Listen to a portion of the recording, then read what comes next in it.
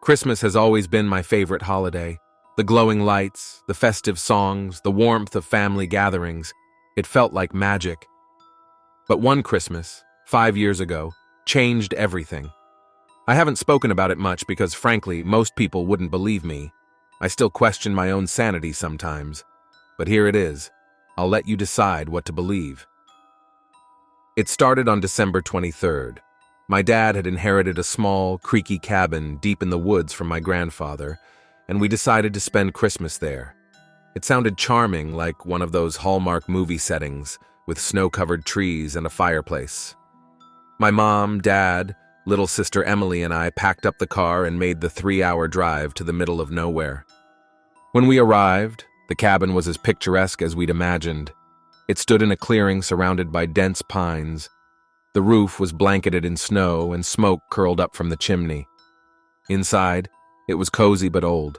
The floorboards creaked with every step, and the windows rattled whenever the wind blew. But it felt welcoming. That first night, we decorated a small Christmas tree with ornaments we'd brought from home. Emily and I hung stockings over the fireplace, and we drank hot cocoa while Dad read "'Twas the Night Before Christmas." It was perfect, almost too perfect. Around midnight, I woke up to the sound of footsteps. At first, I thought it was Dad going to get a glass of water or something, but the steps were heavy, deliberate, and they didn't come from the main part of the cabin. They seemed to echo from above us. The attic. I'd never been to the attic. We hadn't needed to go up there, and Dad hadn't mentioned anything about it. But now, lying there in the dark, I couldn't shake the feeling that someone, or something, was up there. I whispered to Emily, who was asleep in the bed next to mine. "Did you hear that?"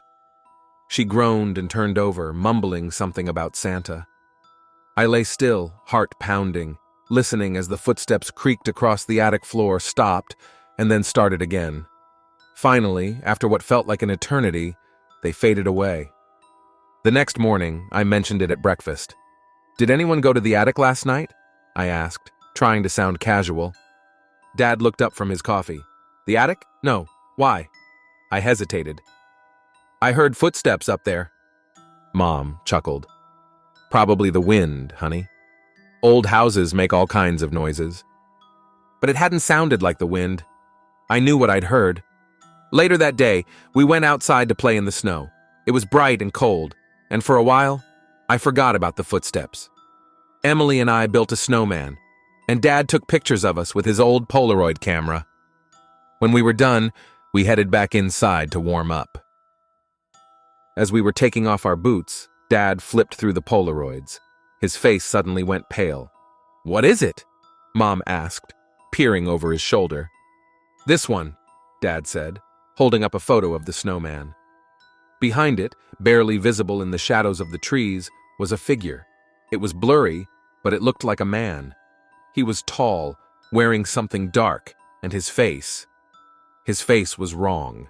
It was pale, almost glowing, with deep, hollow eyes. Mom laughed nervously, probably just a trick of the light.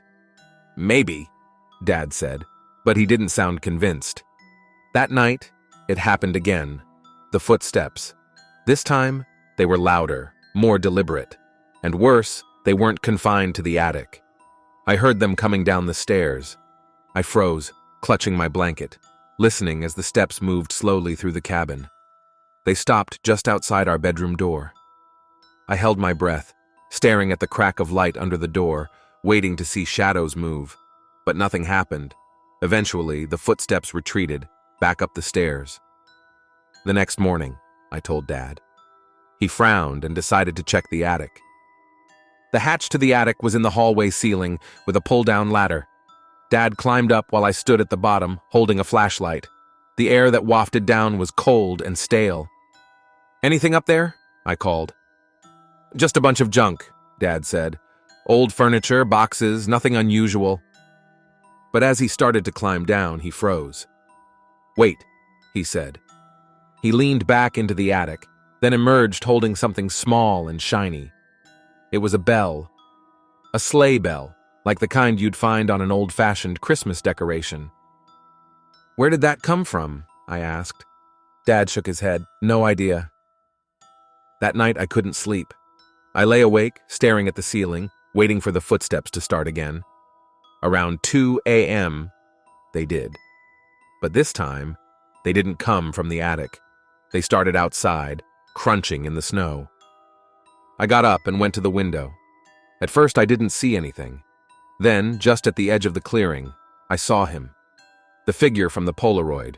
He was standing there, staring up at the cabin. His face was pale and hollow, just like in the photo. And in his hand, he held the sleigh bell. I stumbled back from the window, heart racing. "Dad!" I yelled. By the time Dad got to my room, the figure was gone. But the next morning, we found footprints in the snow.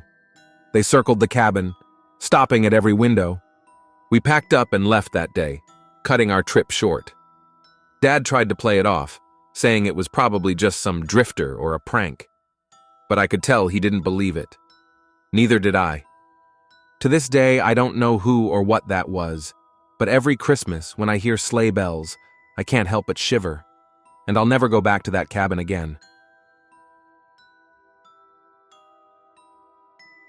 It was December, just days before Christmas, when my dad came up with the idea. "Why buy a tree from the store?" he said. "Let's cut down our own. It'll be a tradition." His eyes sparkled as he glanced between me, a scrawny 17-year-old, and my younger sister Ellie, who was 10 and always up for an adventure. The next morning, we piled into the truck with my mom reluctantly in tow. She wasn't thrilled about the idea of driving out to a remote forest in the middle of nowhere, but Dad's enthusiasm was contagious. The air was cold and sharp, our breaths forming little clouds as we drove deeper into the woods. We reached a dense patch of forest, the kind where the trees were tightly packed, their dark branches intertwining like skeletal fingers. Ellie jumped out first, giggling as her boots crunched on the frozen ground. I followed, feeling a strange unease as I looked around. There was something off about the place, though I couldn't put my finger on it. A local man, bundled in layers of worn-out flannel, approached us as we unloaded the axe. "You folks shouldn't be here," he said, his voice low and rough. "This grove isn't like the others. People don't come back the same after taking from it." Dad laughed it off. "We're just here for a Christmas tree," he said, patting the man's shoulder. "Nothing sinister about that." The man's eyes hardened. "The trees here don't belong anywhere else. Leave them be." Dad waved him off, and we trudged into the forest, ignoring his muttered warnings. Ellie spotted the tree first, a tall, full pine that looked like it belonged on a holiday card. We chopped it down, the sound of the axe echoing unnaturally loud in the stillness. As the tree fell, I thought I heard a faint whisper, but when I glanced at Dad and Ellie, they seemed unfazed. We strapped the tree to the roof and headed home. As we drove away, I looked back and saw the old man standing at the edge of the grove, watching us. I swear he looked sad, not angry, just sad. That night, we set up the tree in the living room. Ellie and I decorated it with lights and ornaments while Mom fussed in the kitchen. It was perfect, almost too perfect, its deep green needles and symmetrical branches, standing out against the warm glow of the fireplace. The first sign that something was wrong came at 2 a.m. I was lying in bed, scrolling through my phone when I heard it. Faint whispers. At first, I thought it was Ellie talking in her sleep, but the sound was coming from downstairs. My chest tightened as I strained to listen. The voices were low and garbled, like a broken radio signal. I crept down the stairs, my heart pounding. The living room was dark except for the twinkle of the tree lights. Everything was still, but the whispers continued, growing louder as I approached the tree. They seemed to be coming from inside it. I stared at the branches, my breath hitching. For a moment, I thought I saw something move, just a flicker, like a shadow darting between the needles. But when I flipped on the light, nothing was there. I told myself I was imagining things and went back to bed. But I didn't sleep. The next morning, Ellie was furious. "Who moved the ornaments?" she demanded, her little fists clenched. "What are you talking about?" Dad asked, sipping his coffee. Ellie dragged us into the living room. The ornaments, which we had carefully placed the night before, were rearranged into a strange, chaotic pattern. Some hung upside down, while others dangled precariously on the edge of the branches. "It wasn't me," I said, though I felt a shiver of unease. I didn't tell them about the whispers. Dad laughed it off again. "Maybe the tree's haunted," he joked, winking at Ellie. "Or maybe you were sleepwalking, kiddo." Ellie glared at him, but didn't argue. Still, the mood in the house felt different, tense, like the air before a storm. That night, the shadows came. I woke up to the sound of creaking floorboards. At first, I thought it was Dad checking on the locks like he sometimes did, but the footsteps were too light, too hesitant. I peeked out of my room, and my blood turned cold. A shadow moved across the hallway. Not a person, a shadow. It slid along the wall, rippling like smoke.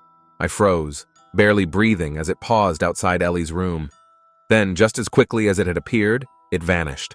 I spent the rest of the night sitting in bed with the lights on, clutching a baseball bat. Over the next few days, things escalated. The whispers grew louder, sometimes sounding like our own voices mimicked back at us. Shadows darted across the walls, too fast to catch but always there in the corner of your eye. Ellie refused to go near the tree, and even Dad stopped cracking jokes. On Christmas Eve, everything came to a head.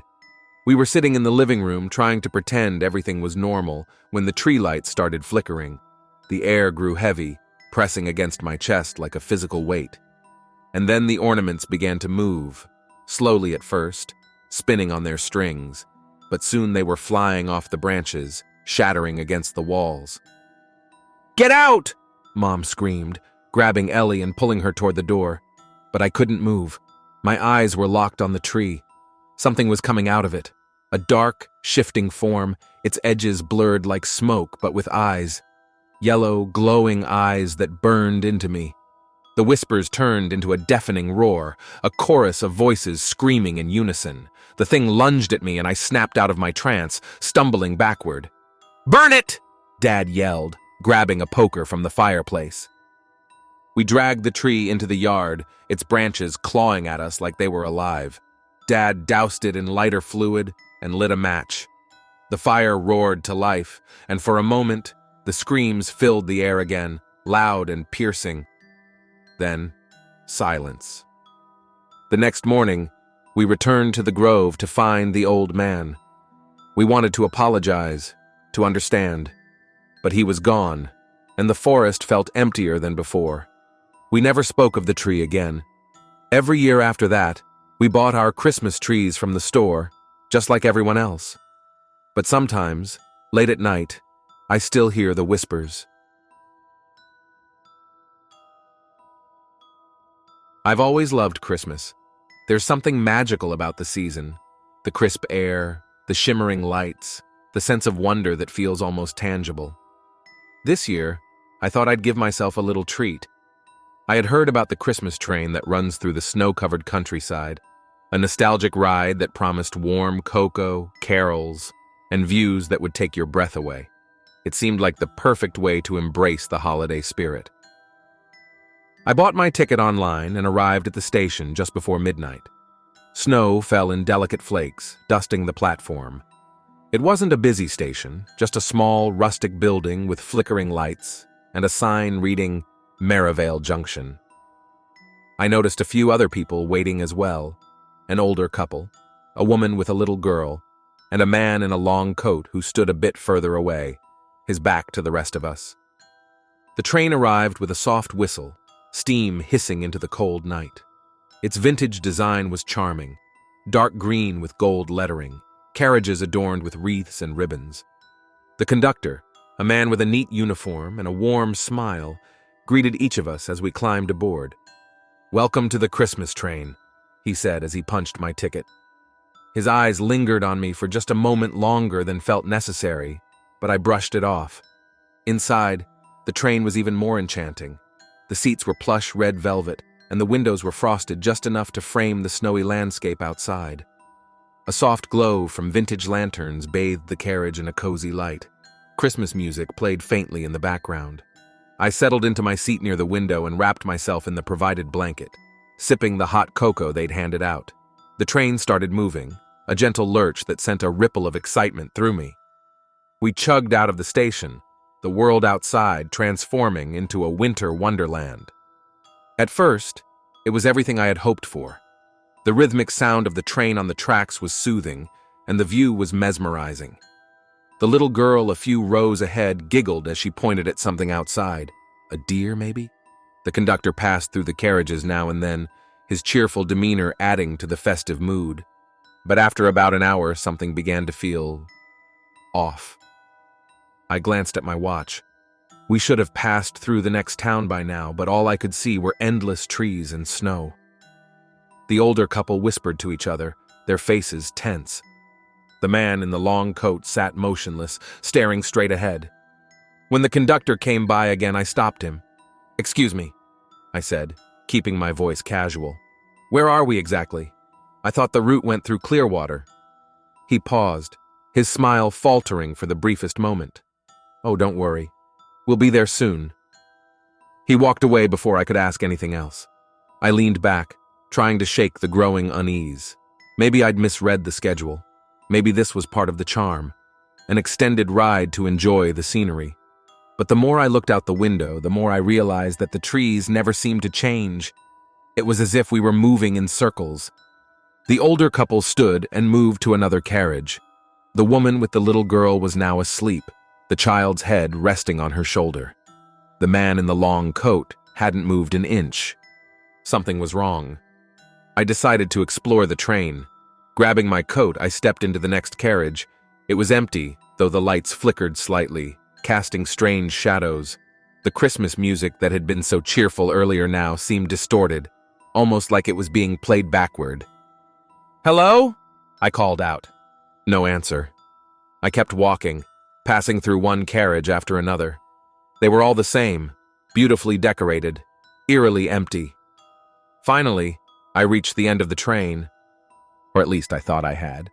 I opened the door to find another carriage, identical to the ones before. My heart began to race as I stepped inside. The windows here were blackened, offering no view of the outside.